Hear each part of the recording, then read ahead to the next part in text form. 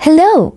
Magandang araw sa inyo mga mag-aaral. Ako nga pala si Miss Annalyn Gena. Ang itatalakay ko ngayon ay tungkol sa nakakairitang gawi sa trabaho na dapat iwasan. Handa na ba ang lahat na makinig?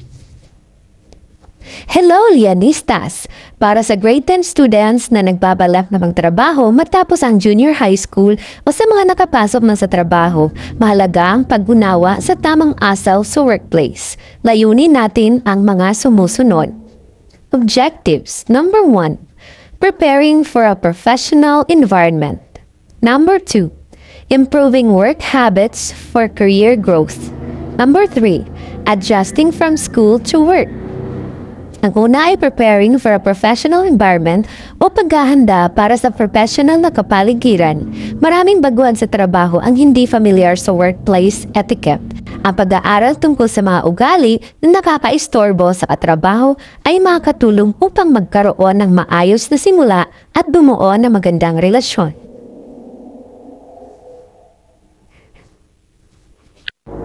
Number 2. Improving work habits for career.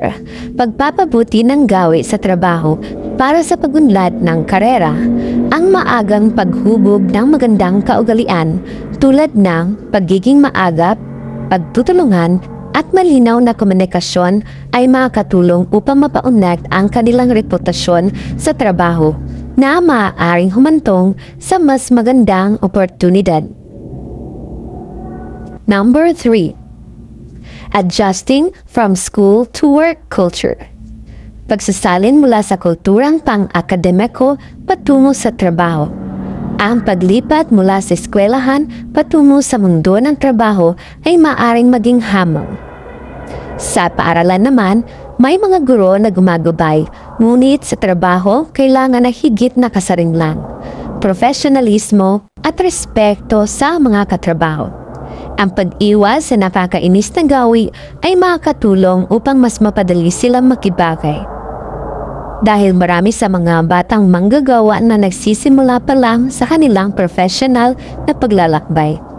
Makakatulong ang paksang ito upang maiwasan nila ang mga karaniwang pagkakamali na maaaring makaapekto sa kanilang relasyon, sa trabaho at pagganap. Ano kaya ang mga nakakairitang gawi sa trabaho na dapat iwasan o kung sakaling makita natin sa loob ng workplace ay huwag nating gagayahin mga kids. Dahil dyan, simulan na natin. Tara, let's start. Una, micromanagement. Sobrang pitikuloso sa pamamahala. Ang micromanagement ay yung may leader ka na masyadong pakailamero or pakailamera sa pamamahala kahit sa maliit na mga bagay. Walang may gusto na boss na laging nakabantay sa'yo at nakikialam. Ang ganito ugali ay nakakasira ng moral at nakakalayo sa mga katrabaho lalo na kung hindi ka naman talaga in charge. Ito naman ang tips ko dyan. Pumili ng tamang oras upang makipag-usap sa boss. Maging tapat at direkta. Ipaalam sa iyong boss na pakiramdam mo ay masyado kuminamanmanan at ipaliwanag ang iyong saloobin. Iwasan ang pagiging mapanumbat o galit. Sa halip, ipaliwanag kung paano naapektuhan ang sitwasyon ng iyong trabaho at kakayahang maging produktibo. Magmungkahi ka ng mga solusyon. Matapos ipaliwanag ang issue, magbigay ng ilang posibleng paraan upang ito ay maayos. Number 2. Never cleaning up after yourself. Hindi naglilinis ng kalat.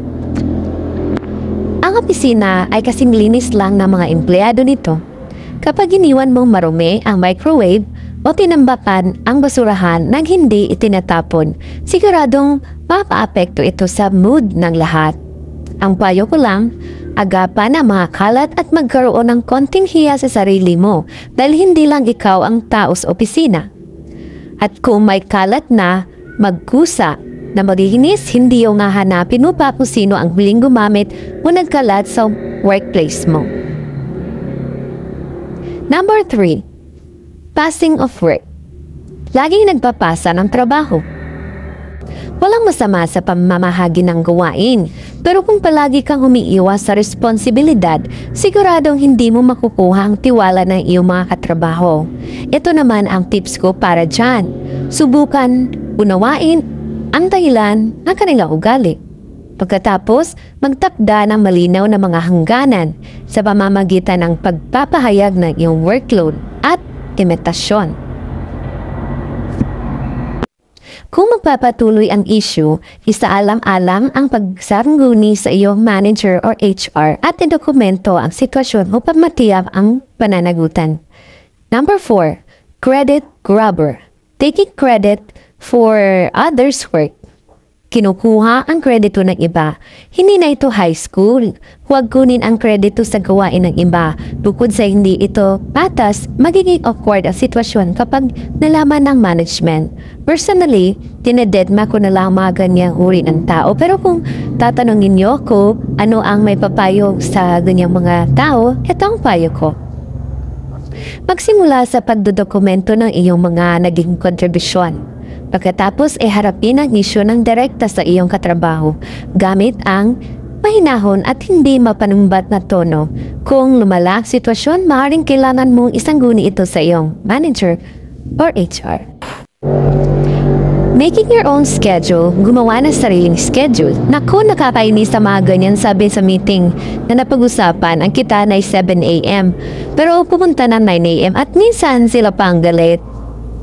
Pero hindi ganito ang trabaho. Ang pagiging late sa meeting or sobrang tagal ng lunch break ay nakakabigat sa iba. Mas maganda kausapin mo na lang ng pribado at ano ang epekto ng ginawa niyang pagiging late sa trabaho. Kung talagang pasaway, may HR naman na magkakastigo. Number 6, constant negativity o palaging negatibo. Sino ba ang ayaw ng 4 na araw na work week? Totoo. May problema sa kahit anong opisina, pero ang pagiging masyadong negatibo ay nakakasira ng atmosphere. Ang tip ko sa'yo, kapag nasa good mood kayo at nag-uusap, kada pangit niyang nasasabi ay itanong mo sa kanya. Sa kabila ng pangit na nakikita mo o negatibo, ano naman ang nakita mong maganda naman? Para maisip din niya ang other side of coin or the other perspective. Number 7, toxic positivity. Naku po, ito naman ang kabaliktaran ng kanina nating pinag-uusapan. Nasobrahan naman sa pagiging positive at hindi pagiging makatotohanan. Usually, sinasabi nila, para yun lang, kaya mo yan. Masyado ka naman po pati yan, iniiyakan mo.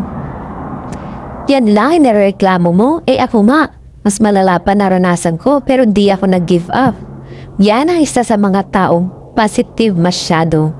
Pero ito naman ang tips ko para sa iyo kapag nakasalamuha mo ang ganyang mga katrabaho. Una, magsalita at maging bukas tungkol sa iyong hinagdadaanan. Tapos ipaalam kapag ginawa ito ng iba. Ibig ko sabihin, sawayan mo rin sila kapag ginawa nila ito sa iba. Excuse, di ka nakakatulong. Bago ka magpayo, pumunta ka muna sa kanyang kalagayan. Number 8, you're nosy. Masyadong posisero. Marites kumbaga. Lahat tayo may kilalang mahilig sa chismis. Pero tandaan, hindi gusto ng katrabaho mo ang nangingialam sa kanilang buhay. Kaya dapat, iwasan natin ang ganitong ugali dahil kainisan ka ng pailalim na papers. Siguradong hindi ka nila magugustuhan. Mayroon akong kilala mahilig magparinig sa Facebook or sa social media. Imbis na nakakatulong ka, nakakadagdag ka ng pagkakawatak-watak magsamahan. Iwasan ang ganitong ugali. Kung may galit ka, diretsahin mo yung tao with respect pa rin. Kung di na kayo mapag-aayos, manahimik na lang at maging professional. Dahil uuwi ka rin naman bayad ang araw mo. Dahil wala namang masama sa nagpapakumbaba. Number 10. You're way too loud. Sobrang ingay. Mula sa malakas na pagpindot sa keyboard hanggang sa pagsigaw habang may kausap sa telepono, ang sobrang ingay ay nakakabahala sa buong opisina. Being mindful tayo sa ating mga kasama, usually, ang naiinis sa ganyan, yung mga matatanda na sa office. Kaya be mindful sa ating ginagawa o inaasal na ganito. Minsan napapansin ko ang may mga malalakas na boses ay yung mga baguhan na sisimula ng lumaki ang ulo. I mean yung nagkakasungay na. 11. You only communicate via email. Laging email lang ang gamit sa komunikasyon. Walang problema sa email. Pero kung palagi mong iniiwasan personal na pakikipag-usap, kahit may oras ka naman, lalabas kang hindi approachable. Kung may sarili kang mundo, masyado kang introvert, hindi sa lahat ng pagkakataon ay ganyan ang ugaliin. Matutong makisama. Office gossip. Mahilig sa office chismis. May chismis ka ba tungkol sa boss o katrabaho mo? Naku, hindi maganda yan. Hindi na mahalaga kung makikilala kang chismoso or chismosa. Siguradong hindi ka rin naman nila kakausapin. Kaya iwasan mo ang galing na daldal o chismosa. Dahil hindi mo naman talaga alam kung ano ang nangyayari. Kaya manahimik ka na lang para iwas gulo. Mas mahayos ang trabaho kung tahimik ka lang at walang chismis na nagaganap. Gawin mo lang kung ano ang trabaho mo. Number 13. You don't wait your turn. Hindi marunong maghintay ng kanyang pagkakataon, masyadong mainitin. At dahil dyan, alamin ang tamang etiquette. Huwag sumingit kapag may nagsasalita. Ang ginagawa ko dati kapag may urgent or agarang aksyon na informasyon na kailangan mong sabihin sa kakausapin mo, kaso may kausap pa. Ang gawin mo, ilagay mo sa maliit na papel ang gusto mong sabihin at iabot mo sa kanya para mabasa niya ito at bibigyan kanya ng atensyon. Number 14. Body odor. Hindi pinapahalagahan ang personal na kalinisan. Mga binata at dalaga na kayo or may edad na, kaya dapat alagaan ang sarili. Mainit man ang panahon, siguraduhin mong maayos ang hygiene mo para hindi makaapekto sa iba. Sabi nga sa kasabihan, puntasal ka para mabuhay ka. Magsipilyo at magtawas para mabuhay ang iba. Number 15. Constant chatter. Sobrang daldal. Masaya ang kwentuhan, pero hindi sa buong araw. Huwag mong hilahin ang mga tao para mapalayo sa trabaho nila. Iba ito sa chismoso at chismosa. Ito naman parang machine gun ng Hapon kapag nagsalita. Haratatatatat, bla bla bla bla. Isipin natin na may kakausapin pa ang mga kasama mo. O may gagawin pang iba. May nakakainis ka pang kasama. Yung kakalabitin ka pa para mag-focus sa kwento niya. Kapag may ugali kang ganyan, baguhin mo. Dahil hindi lahat ng mga kasamahan mo ay handang makinig sa mga haratatat mo. Number 16. Unprofessional behavior. Hindi professional na ugali. Pwedeng masyadong palakaibigan, pwedeng hindi angkop ang damit sa trabaho. Ano man ito, siguradong nakakairita sa opisina. Merong green joke, umatake. Kung sa tingin mo hindi natuwa sa iyo ang katrabaho mo o na-turn off, o manaulitin. Dahil hindi lahat ng tao ay nakakasabay ng mga jokes natin. Kaya, ingat-ingat! Number 17. Going in work when you're sick. Pumapasok kahit may sakit, hindi ito ang tamang panahon para magpakabayar. Mas makakabuti kung magpapahinga ka lamang. Ang katawan mo ay nagigisa lang. Kapag namatay ka, papalitan ka lang ng kumpanya. Hindi kayo pagtatayo ng monumento sa kabayanihan mo. Kaya mag-relax, mag-enjoy sa sarili. Tandaan, sa trabaho tayo irreplaceable. Kaya mahalin ang sarili. Number 18. Desk. Messy desk. Makalat na mesa. Naintindihan ka naman ng mga kasama mo na kaya makalat ang workstation mo dahil marami kang deadlines, etc. Pero hindi lang ito tungkol sa personal na espace mo. Kapag sobrang kalat, kadalasan ay nakaka-apekto din sa iba. Kaya ligpit-ligpit din kapag may time. Minsan, yung pinagkainan mo, nakaliptang hinising. Yan pa ang sumisira ng trabaho mo. Or, nang ginamit mo na gadget o gadgets ng coworker mo, dinahaya ng mga langgam dahil sa kapabayaan mo, kaya matutong magdinis or natutong madipit na makakalat. Number 19. You're alone walk. Minsan, mapag-isa. O lagi na lang gustong mapag-isa. Malaga ang team bonding.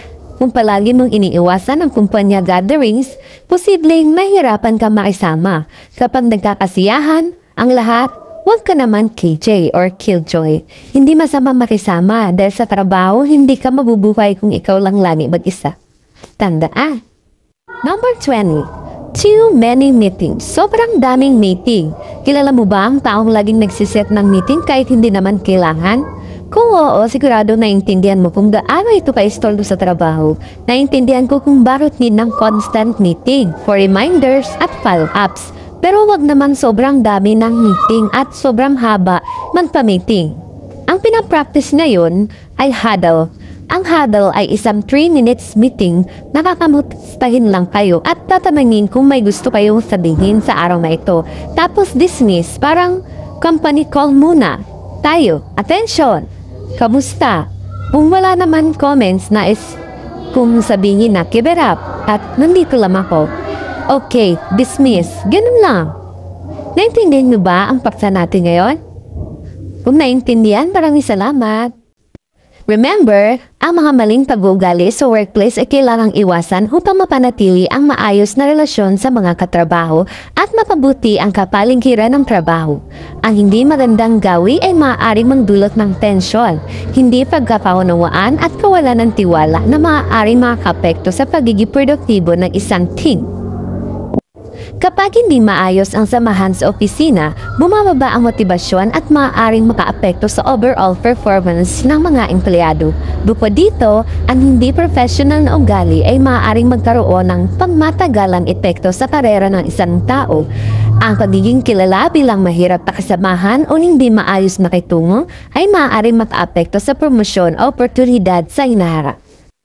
Ang negatibong pag-uugali sa workplace ay maaari ring magpababa ng moral ng buong team na maaaring makaapekto sa imahe ng empleyado at ng kumpanya.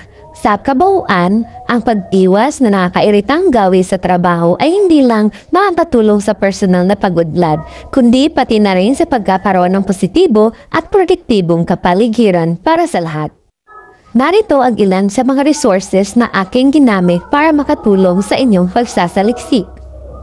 Muli, ako nga pala si Miss Annalyn Gina, Teacher 1 at Domino Road Integrated School, Schools Division Office of Bukidnon, Department of Education Region 10. Good luck, grade 10 learners! Anuman ang tahaking ng landas, either ang iba sa inyo magtatrabaho o kaya ay mag-aaral, ay baunin ninyo ang mga payo ko na ito. Kayo ay nag-aaral para makapaghanap buhay, sana itulungan natin ang ating pamayanan na magkaroon ng workplace na masaya, maunawain at may malasakit sa isa't isa. Maraming salamat sa iyong pagkinig.